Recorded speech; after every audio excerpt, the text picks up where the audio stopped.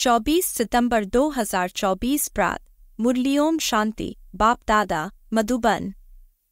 मीठे बच्चे, तुम जितना समय बाप की याद में रहेंगे उतना समय कमाई ही कमाई है। याद से ही तुम बाप के समीप आते जाएंगे। प्रश्न, जो बच्चे याद में नहीं रह सकते हैं उन्हें किस बात में लज्जा आती है? उत्तर, अपना चार्ट रखने में उन्हें लज्जा आती। समझते हैं सच लिखेंगे तो बाबा क्या कहेंगे। लेकिन बच्चों का कल्याण इसमें ही है कि सच्चा सच्चा चार्ट लिखते रहें। चार्ट लिखने में बहुत फायदे हैं। बाबा कहते, बच्चे इसमें लज्जा मत करो। ओम शांति। रूहानी बाप बैठ बच्चों को समझाते हैं। अब तुम बच्चे 15 मिनट पहले आकर यहाँ बाप की याद में बैठते हो। अब यहाँ और तो कोई काम है नहीं, बाप की याद में ही आकर बैठते हो। भक्ति मार्ग में तो बाप का परिचय है नहीं, यहाँ बाप का परिचय मिला है और बाप कहते हैं माँ में कम याद करो, मैं तो सब बच्चों का बाप हूँ। बाप को याद करने से वर्षा तो ऑटोमेटिकली याद आना चाहिए। छोटे बच्चे तो नहीं होना। भल लिखते हैं हम 5 मास व 2 मास के हैं, परंतु तुम्हारी कर्मेंद्रियां तो बड़ी हैं। तो रूहानी बाप समझाते हैं यहाँ बाप और वर्षे की याद में बैठना है।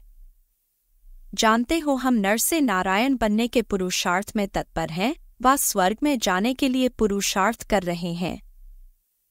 तो यह बच्चों को नोट करना चाहिए, हमने यहाँ बैठे बैठे कितना समय याद किया। लिखने से बाप समझ जाएंगे। ऐसे नहीं कि बाप को मालूम पड़ता है हर एक कितना समय याद में रहते हैं।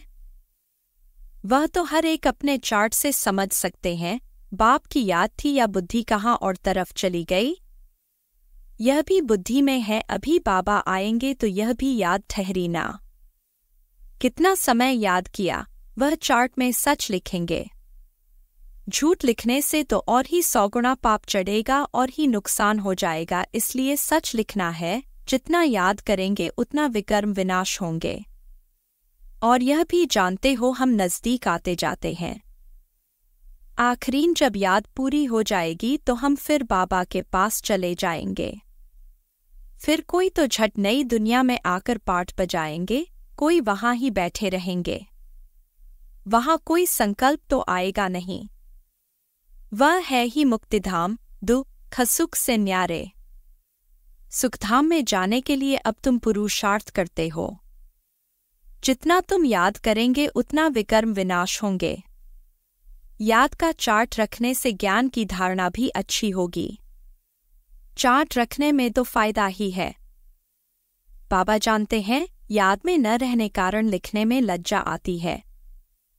बाबा क्या कहेंगे मुरली में सुना देंगे। बाप कहते हैं इसमें लज्जा की क्या बात है।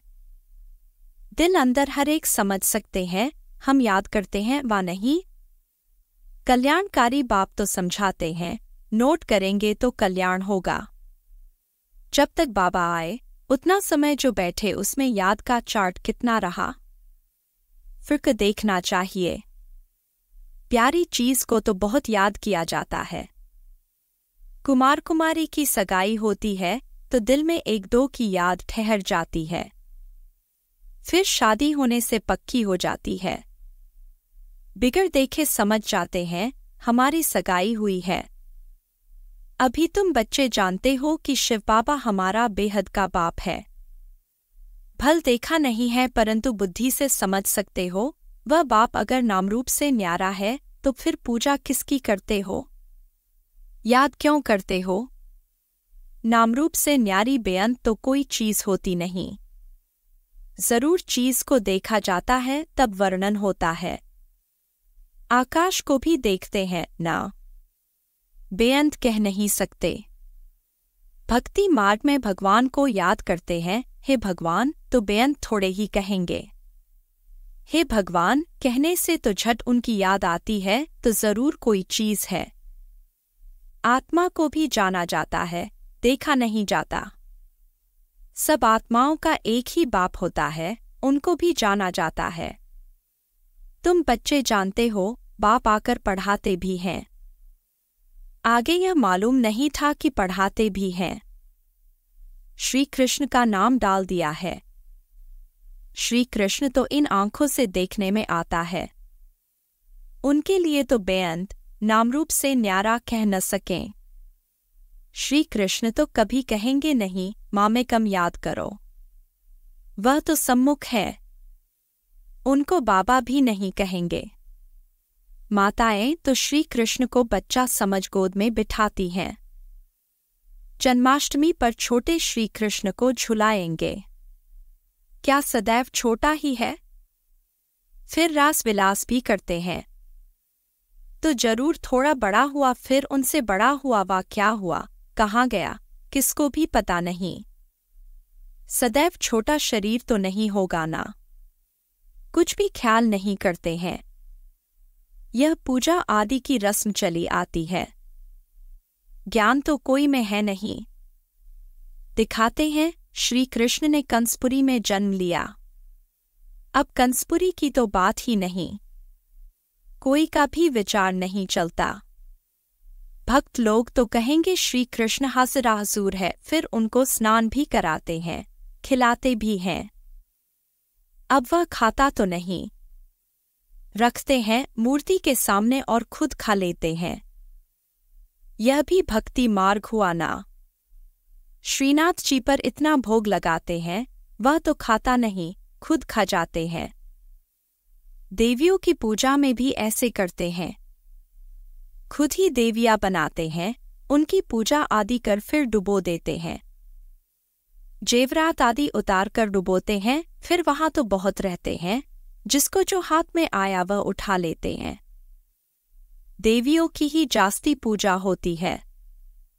लक्ष्मी और दुर्गा दोनों की मूर्तियां बनाते हैं। बड़ी मम्मा भी यहाँ बैठी है ना, जिसको ब्रह्मपुत्रा भी कहते हैं। समझेंगे ना कि इस जन्म और भविष्य के रूप की पूजा कर रहे हैं। कितना वंडरफुल ड्रामा है। ऐसी ऐसी बातें शास्त्रों में आ न सकें। यह है प्रैक्टिकल एक्टिविटी। तुम बच्चों को अब ज्ञान है।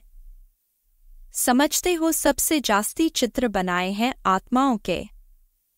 जब रुद्र यज्ञ रचते हैं तो लाखों सालिग्राम बनाते हैं। देवियों के कब लाखों चित्र नहीं बनाएंगे। वह तो जितने पुजारी होंगे उतनी देवियां बनाते होंगे।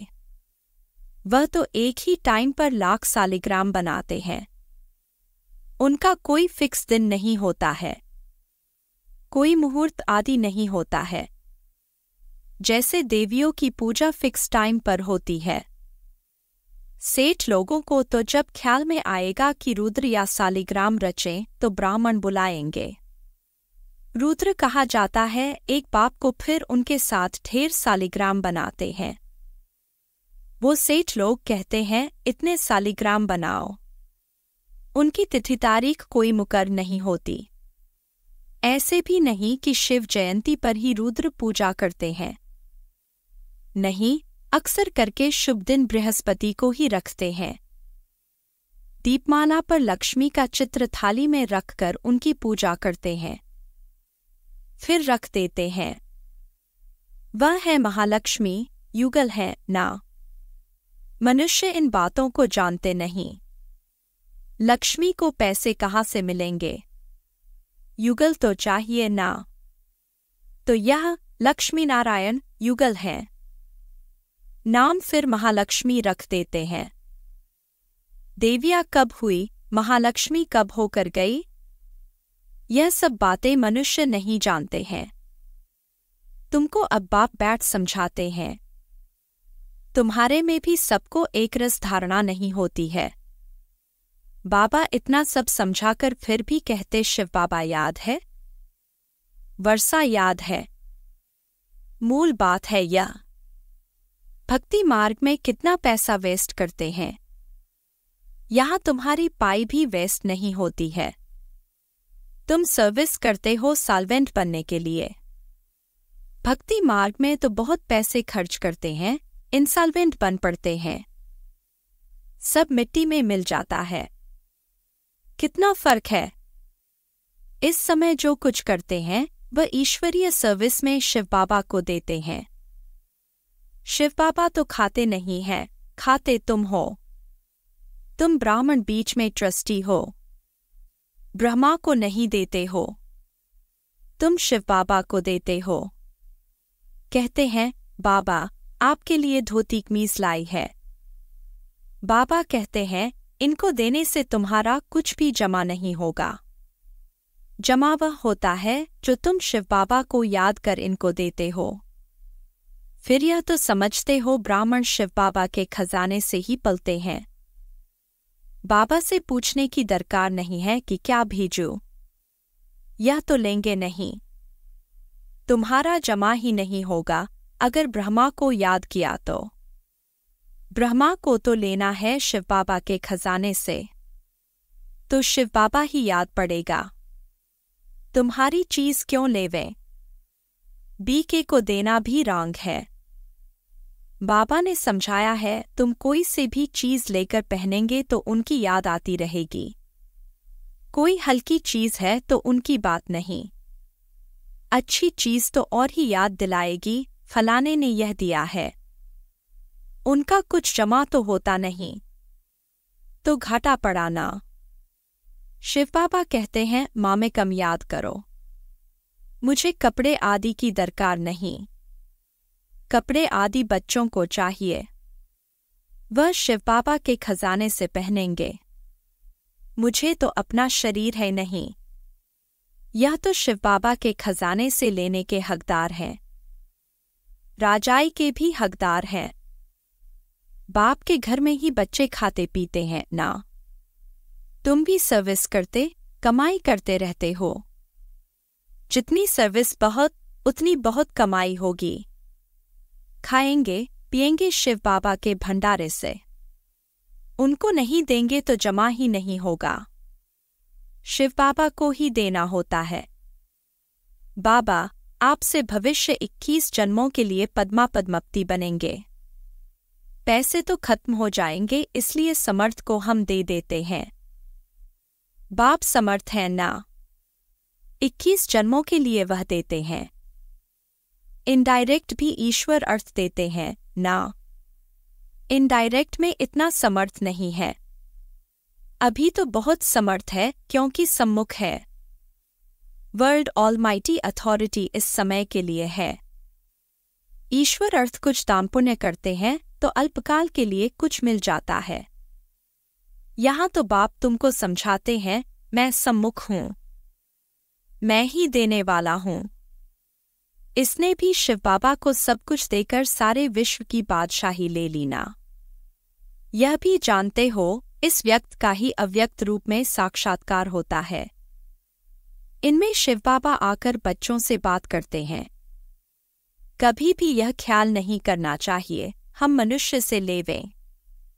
बोलो शिव बाबा के भंडारे में भेज दो, इनको देने से तो कुछ नहीं मिलेगा और ही घाटा पड़ जाएगा। गरीब होंगे करके 3 से 4 रुपए की कोई चीज तुमको देंगे। इनसे तो शिव बाबा के भंडारे में डालने से पद्म हो जाएगा। अपने को घाटा थोड़े ही डालना है। पूजा अक्सर देवियों की ही होती है क्योंकि तुम देवियां ही खास निमित्त बनती हो ज्ञान देने के।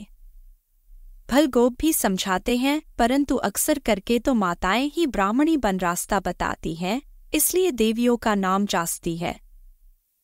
देवियों की बहुत पूजा होती है। यह भी तुम बच्चे समझते हो। आधा कल्प हम पूज्य थे।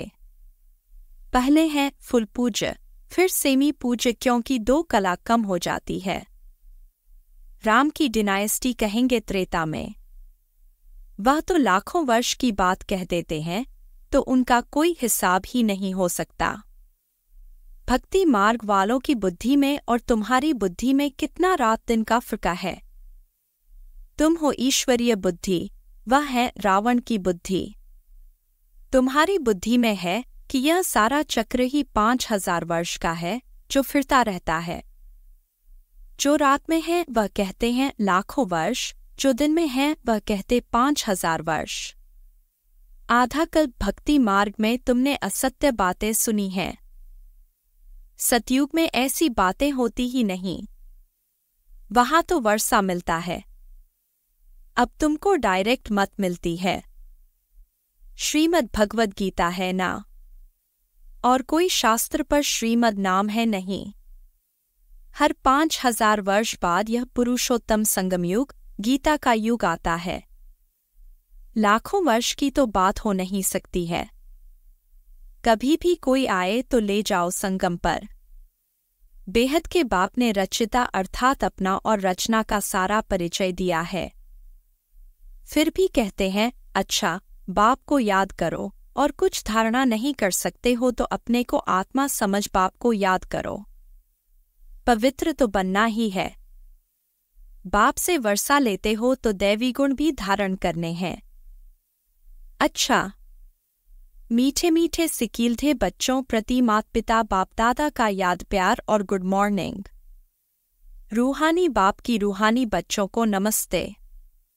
धारणा के लिए मुख्य सार: 21 जन्मों के लिए पद्मों की कमाई जमा करने के लिए डायरेक्ट ईश्वरीय सेवा में सब कुछ सफल करना है। ट्रस्टी बन शिव बाबा के नाम पर सेवा करनी है। 2. याद में जितना समय बैठते उतना समय बुद्धि कहाँ गई यह चेक करना है। अपना सच्चा पोतामेल रखना है। नर से नारायण बनने के लिए बाप और वर्षे की याद में रहना है। वरदान: विस्मृति की दुनिया से निकल स्मृति स्वरूप रह हीरो पार्ट बजाने वाले विशेष आत्मा भव। यह संगमयुग स्मृति का युग है और कलयुग विस्मृति का युग है। आप सब विस्मृति की दुनिया से निकल आए। जो स्मृति स्वरूप है वही हीरो पार्ट बजाने वाली विशेष आत्मा है। इस समय डबल हीरो हो, एक हीरे समान वैल्यूबल बने हो, दूसरा हीरो पार्ट है। तो यही दिल का गीत सदा बजता रहे कि वाह मेरा श्रेष्ठ भाग्य। जैसे देह का ऑक्यूपेशन याद रहता है, ऐसे ये अविनाशी ऑक्यूपेशन की मैं श्रेष्ठ आत्मा हूँ याद रहे, तब कहेंगे विशेष आत्मा। स्लोगन: हिम्मत का पहला कदम आगे बढ़ाओ तो बाप की संपूर्ण मदद मिलेगी।